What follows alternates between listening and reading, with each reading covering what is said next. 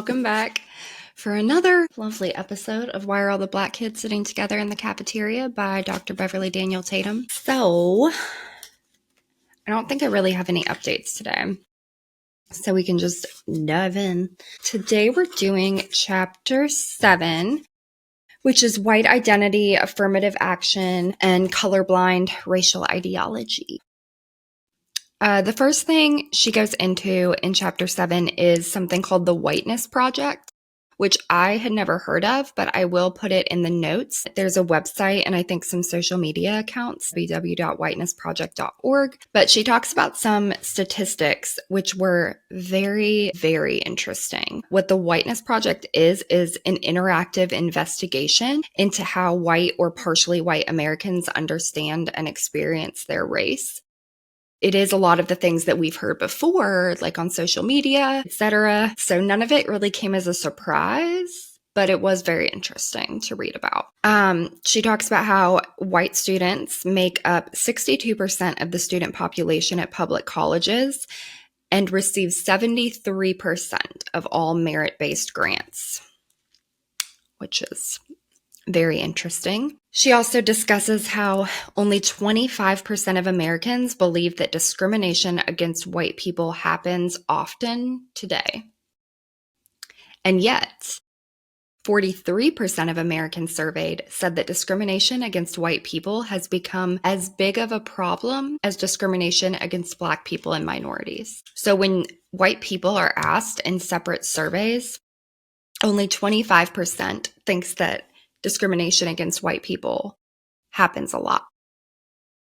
But 43% of the same surveyors later said that discrimination against white people has become as big of a problem as discrimination against Black people and minorities.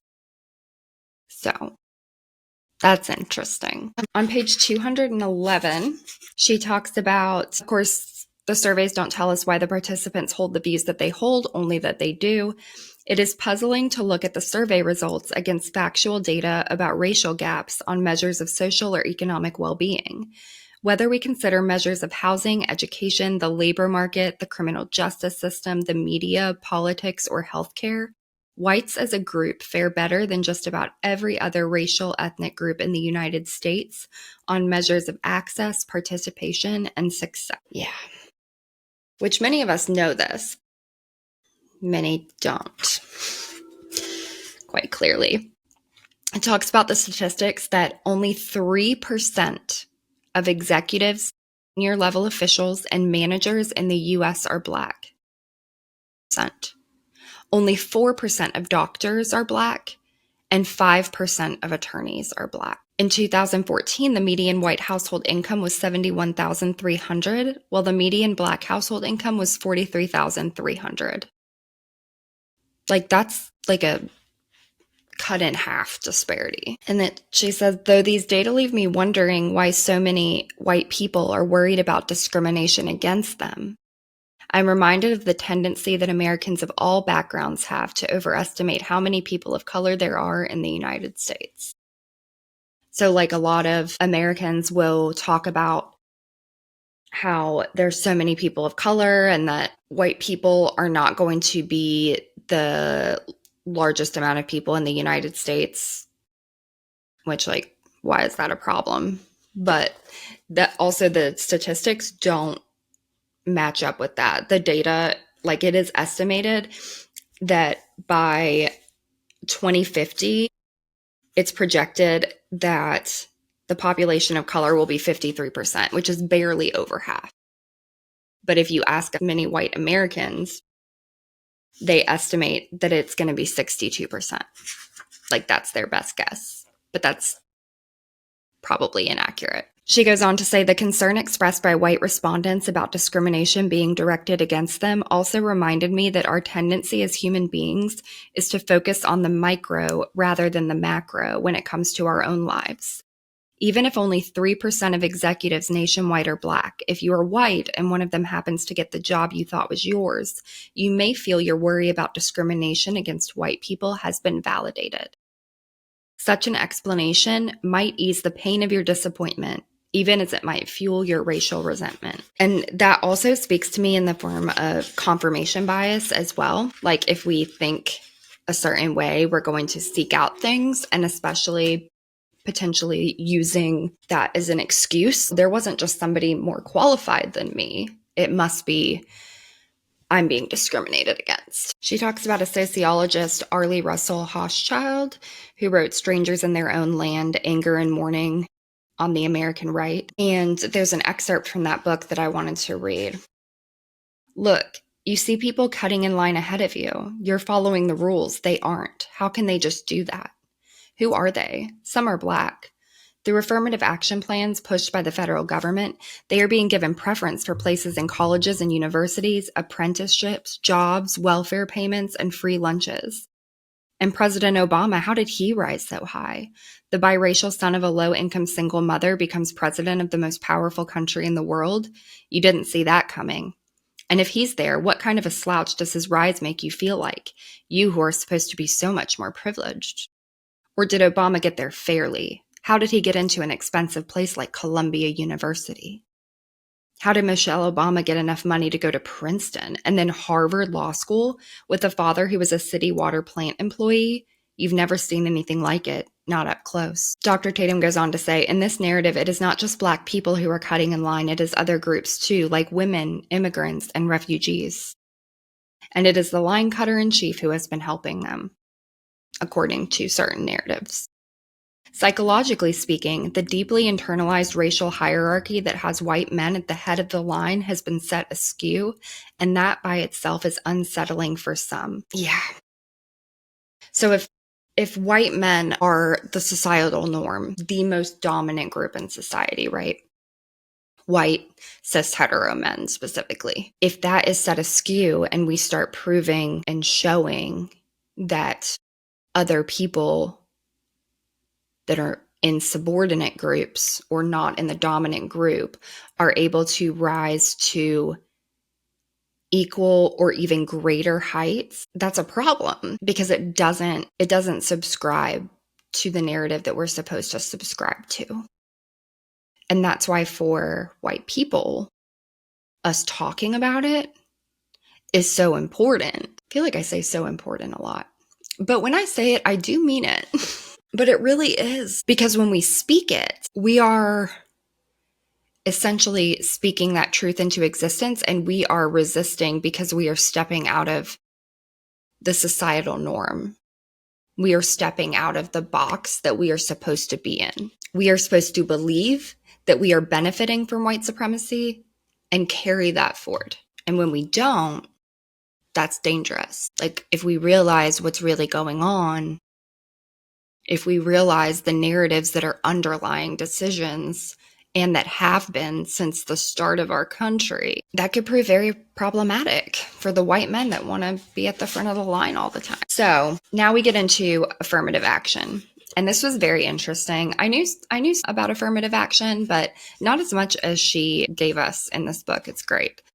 So she talks about the term affirmative action and that it was introduced by Executive Order 11246, which was signed by President Lyndon Johnson in 1965, and later it was amended by Presidents Nixon and Clinton. So the amended order obligates all contractors who employ more than 50 people and who conduct more than $50,000 of business with the federal government to, quote, take affirmative action to ensure that applicants are employed and that employees are treated during employment without regard to their race, color, religion, sex, or national origin, end quote. So she says, as set forth by this order, contractors were to commit themselves to apply every good faith effort to develop procedures that would result in equal employment opportunity for historically disadvantaged groups. The groups targeted for this affirmative action were white women and men and women of color. So you'll see that white women were also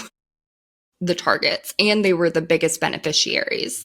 I don't think she says that in this book. Maybe she does, but I know that as a fact and statistic. And by men and women of color, it was specifically defined by the federal government as American Indians / Alaska Natives, Asian or Pacific Islanders, Black people, and Hispanics. Later, legislation broadened the protected groups to include persons with disabilities and veterans. So, that's a lot of people. And what part of that order seems problematic? Because despite what the media portrays and what people say, affirmative action programs didn't have any quotas. It's simply saying that the employees are treated fairly and not in regard to race, color, religion, sex, or national origin. Why is that problematic? And people think that it's something of, if there is 4 applicants for a job and 3 of them are white and 1 of them is black, the black person will get the job because they're black. That's not how affirmative action works at all. Quotas are illegal because that's not equality. Quotas, you must hire this many people of color to your organization. That's not a thing. And it is, in fact, illegal in the United States to do that. So if a company is utilizing quotas, they're breaking the law. And they should be penalized for that. Now, if there has been a large, and she talks about this somewhere in here, if there's been a large and continual pattern of racial discrimination, sometimes the federal government will order a quota. But that's super rare, and it's ordered by the federal government. So they would have to, it would have to go through all of the proper proceedings. She talks about, in practice, federal contractors are expected to monitor their own records to make sure they are employing qualified people from specified targeted classes, such as women or African Americans, in proportion to their availability in the workforce. If they find that there is a significant pattern of underrepresentation, they are expected to make a plan to address the discrepancy. Organizations that don't have federal contracts are not required to have affirmative action programs, but over the years, many companies have adopted them voluntarily. So this is a common misconception too about what that means. So you're looking at the availability in the workforce. So if 75% of your applicants are Black, and then you have 90% of people working at your organization that are white, that shows an underrepresentation from the pool of applicants. And that is what affirmative action seeks to prevent because of discrimination. So there's a really good quote on page 219. Dr. Tatum says, "I am reminded of a dialogue I had with one of my white female students about affirmative action. In an essay on the topic, she wrote, 'I am in favor of affirmative action except when it comes to my jobs.' I wrote in response, 'Which jobs have your name on them?' Of course, she wanted to get the job she applied for and did not want to lose out to anyone, especially on the basis of race, a factor over which she had no control. Yet she seemed to assume that because she wanted them, they belonged to her. She assumed that she would, of course, be qualified for the job and would therefore be entitled to it. What was she assuming about the candidates of color? She did not seem to take into account the possibility that one of them might be as qualified or more qualified than she was. The idea that she as a white woman might herself be the beneficiary of affirmative action was apparently not part of her thinking." Yeah, I don't even know what to say, because that's just, I hear so many people, about not just Black people, immigrants, they're taking our jobs thing is a whole narrative in the United States. And that's not a thing. White people are holding the majority of those executive positions, like we were talking about earlier. Yeah, the things that people think are happening aren't happening. It's white supremacy. Anyway. The next section is about aversive racism. So she talks about psychologists that have been studying race relations for over 40 years. And they argue that white opposition to affirmative action programs is largely rooted in a subtle but pervasive form of racism they call aversive racism. Aversive racism is defined as an attitudinal adaptation resulting from an assimilation of an egalitarian value system with prejudice and with racist beliefs. So in other words, to understand it, the internalization of the biases and stereotypes of popular culture and continued segregation from and therefore lack of familiarity with Black people, leave many white people feeling uneasy, uncomfortable, even perhaps fearful in the presence of Black people, often without their conscious awareness of these feelings. Consequently, interracial interactions may generate discomfort and lead white people to avoid or withdraw from such situations, finding them aversive. The idea that they might be considered prejudiced by anyone, including themselves, is also an aversive idea, hence the name aversive racism. So it's basically well-meaning white people, the good white people, people that are striving to do good, many times have aversive racism because they are avoiding the interactions or speaking up because of their discomfort, which shows some discrimination itself. So she goes on to say that the researchers argued that because so-called aversive racists see themselves as non-prejudiced and racially tolerant, they generally do not behave in overtly racist ways. When the norms for appropriate non-discriminatory behavior are clear and unambiguous, they do the right thing because to behave otherwise would threaten the non-prejudiced self-image they hold.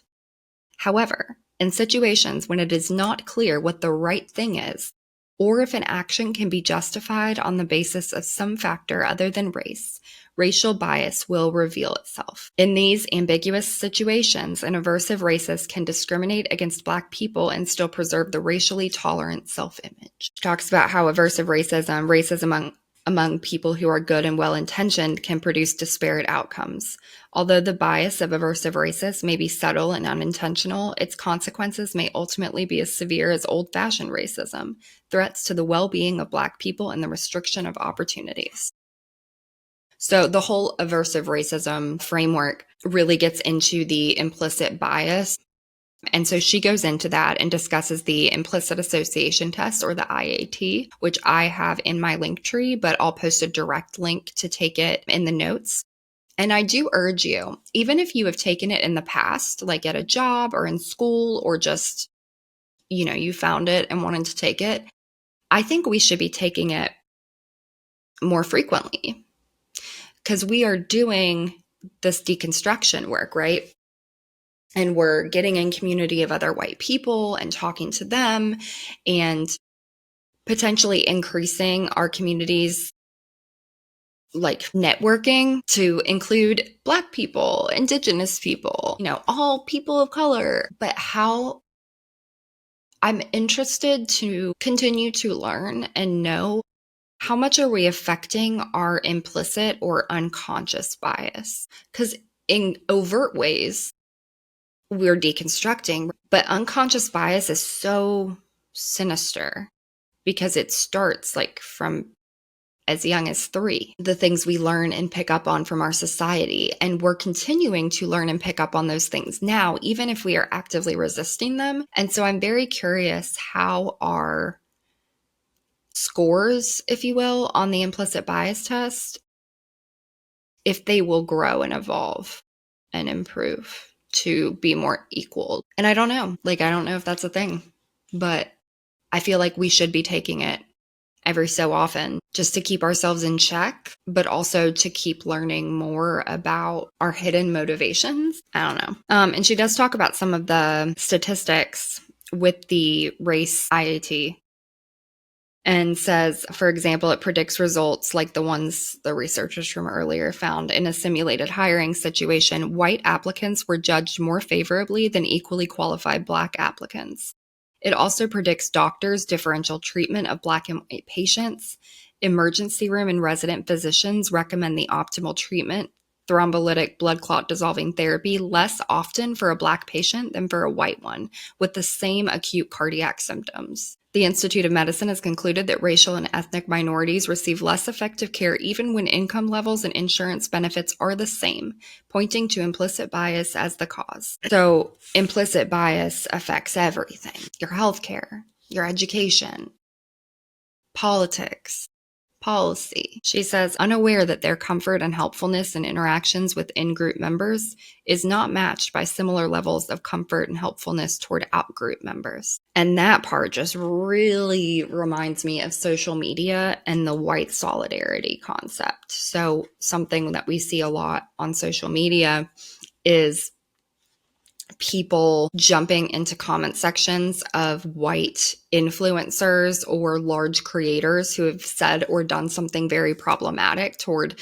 the Black community or another marginalized community. And they'll be like, they could never make me hate you.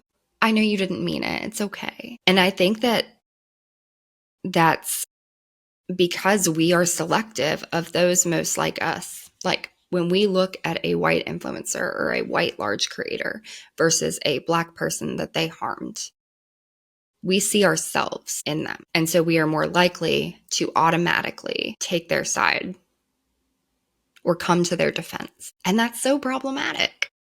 Obviously. She says social science research is also conclusive that while explicit bias is infrequent, implicit bias, automatic race preference is pervasive and contributes to the racial discrimination against Black Americans. So on the Project Implicit website, they say, we encourage people not to focus on strategies for reducing bias, but to focus instead on strategies that deny implicit biases the chance to operate. One such strategy is ensuring that implicit biases don't leak out in the first place. To do that, you can blind yourself, in quotes, from learning a person's gender, race, etc. when you're making a decision about them. For instance, having their name removed from the top of a resume. If you only evaluate a person on the things that matter for a decision, then you can't be swayed by demographic factors. Another strategy is to try to compensate for your implicit preferences. For example, if you have an implicit preference for young people, you can try to be friendlier toward elderly people. Although it has not been well studied, based on what we know about how biases form, we can also recommend that people consider what gets into their minds in the first place. This might mean, for example, going out of our way to watch television programs and movies that portray women and minority group members in positive or counter-stereotypical ways. There is some evidence that repeated exposure to positive counter-stereotypic images can be useful, but it is truly difficult to disrupt the stereotypes we learn early and often in our lives. Yeah.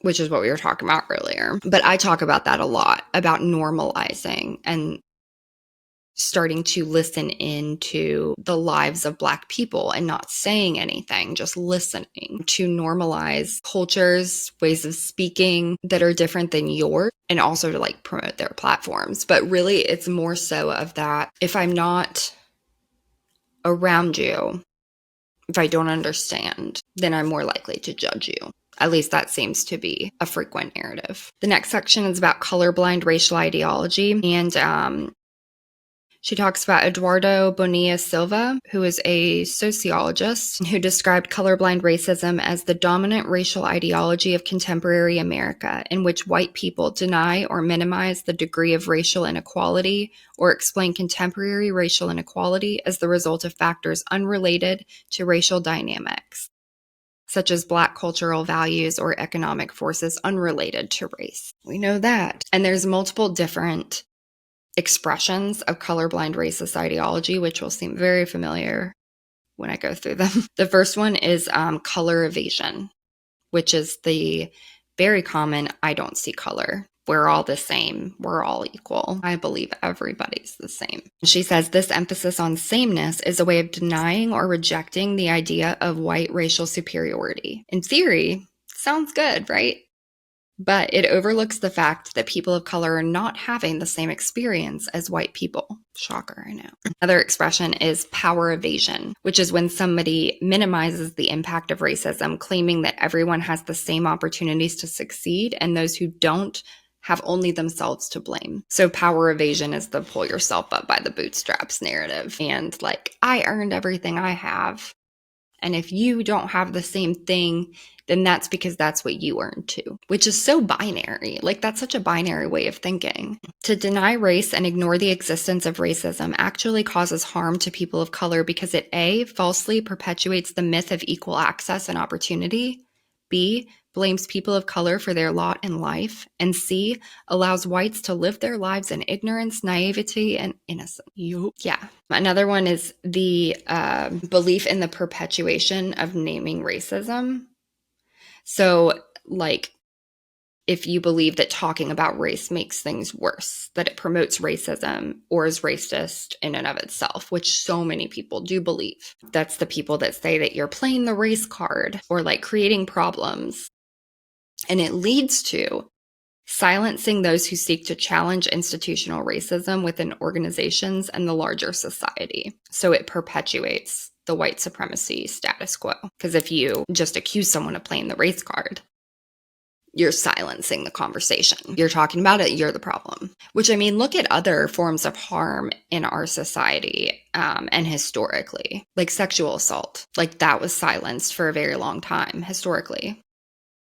You aren't supposed to talk about it. And in some religions, you're still not supposed to. And that's, we all agree, very problematic, right? And so people would be, and still are, judged and criticized and victim blamed when they do come forward, when they do name it and talk about it, or they're accused of causing problems if they don't name it and talk about it until years after the fact.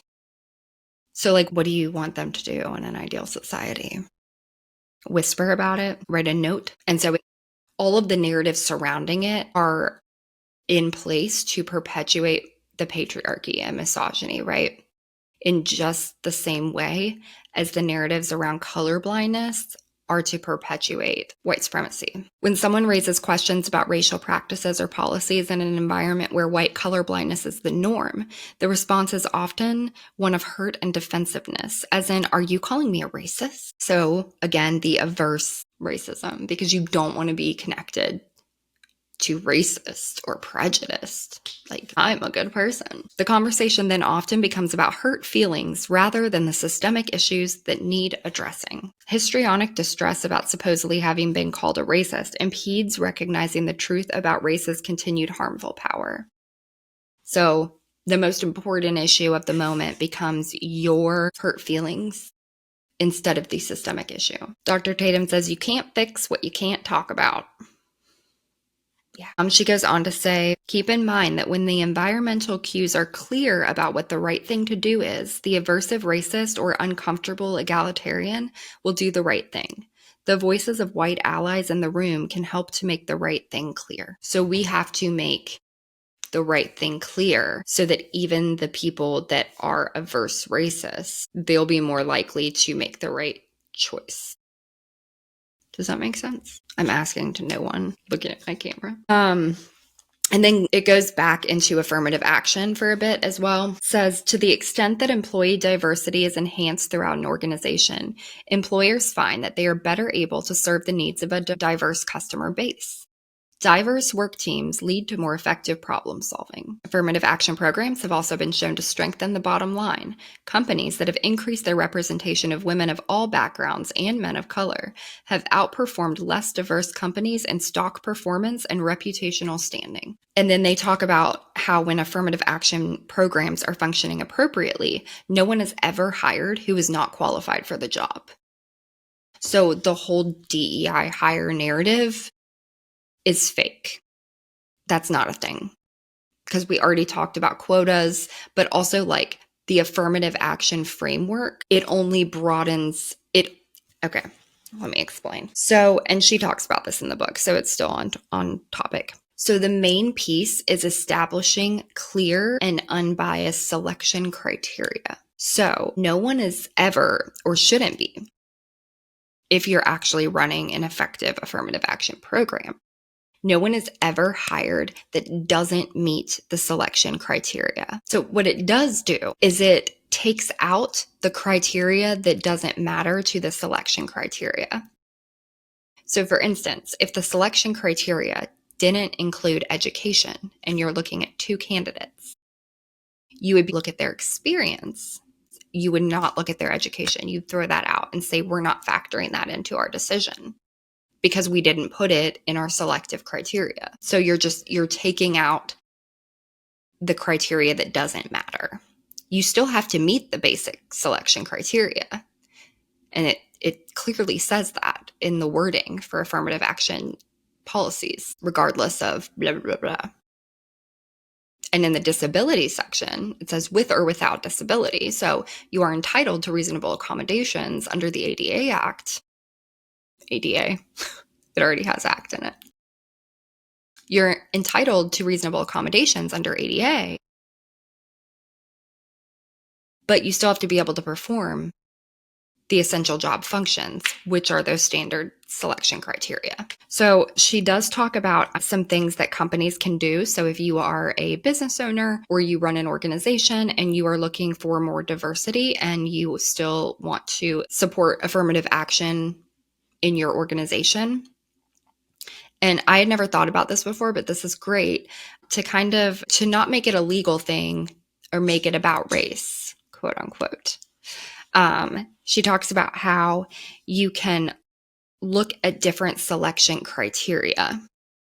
So looking for experience, working in multicultural settings, experience of being supervised by managers of color, experience of collaborating in multicultural work groups, living in racially mixed communities, fluency in a second language, or substantial college coursework in multicultural perspective studies. So in these ways, you are promoting diversity because a lot of white people are going to be less likely to have the experience of living in racially mixed communities, as we've talked about in previous chapters.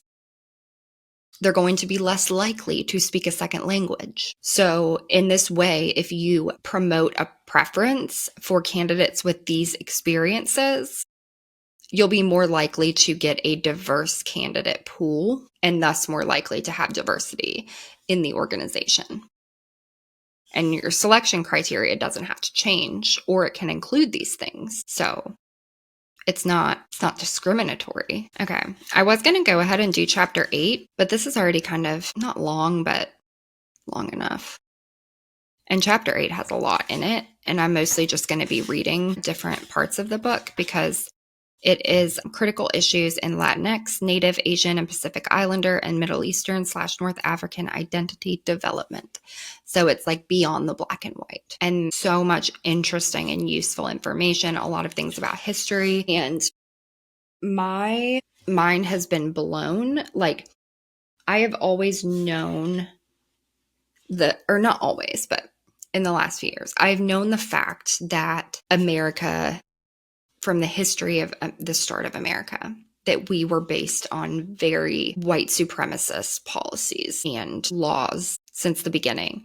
But I had no idea, honestly, because I feel like I didn't really learn the right kind of history, as many of us have that experience. I had no idea the extent to which the laws were biased. And like, there's no way to be like, oh, this made sense because lawmakers, judges, like, literally said things about like, we're doing this because white people are the best. I mean, they didn't actually say that in quotes, but in old-timey language. Like, my mind has been very blown, and I've been wanting to learn more about history anyways, and so this just like, yeah, but it is a lot. So we'll hold off on that. So today was just affirmative action day. But Thursday, I will post the video about this chapter, and it is so much information, so much policy, so much history. And I never liked history. I wasn't a history girly, but as I've gotten older, I was more interested in it. And then also deconstructing makes you curious about history because you want to know the root of where did this come from? Where did our ideals come from? And I'm really interested in getting more into my own ethnic history. I know my great-grandparents were from Poland on my dad's side.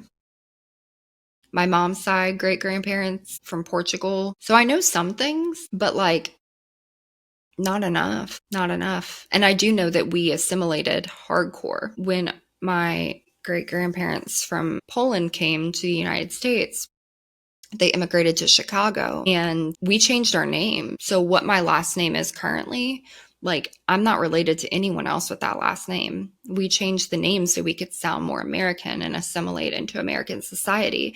And it worked very well for us because we're white presenting. And so this chapter 8 goes into a lot of that, those histories and what people of different ethnicities and different countries of origin go through. I think y'all will be fascinated too. I've already read it and already was fascinated, but I think y'all will really be fascinated by this especially because of the narrative and the policies and the administration's current, like there's conversations everywhere about immigration and undocumented immigrants, deportation. And I think some of the stats in here are going to blow y'all's mind. So whatever your thoughts and opinions are on that, I urge you to listen to the next episode because I think everybody should be aware of these things, especially if you're going to have an opinion on it. Like if we're going to have an opinion on a policy like immigration, we should at least know the statistics, We should at least know the facts about what we're saying with our full chest. I think that's an AAB statement. Still learning, always. But yeah, we go into our opinions so confidently and don't break down like where do they come from? What made them this way? All right, I'm done babbling. As always, please let me know if you have any suggestions. Feel free to email me. Additionally, if you take the implicit bias test or the IAT, please come back to this video and comment about your results. Like, were you surprised by them? I know I was surprised by mine. It was slight, but I showed a white preference the last time I took it, like an unconscious preference for white people. And that was, I wasn't shocked because I kind of know, but I was also like, wow. So it just helps us keep in mind that like we're always white first. And we are making decisions unconsciously about what to believe, who to support, what to think based on people that look like us. So it's not all about race, people. It really is, unfortunately, deep down inside. Especially if you don't think it is. All right, y'all, make good choices. Ask more questions. Be well. I'll see you Thursday.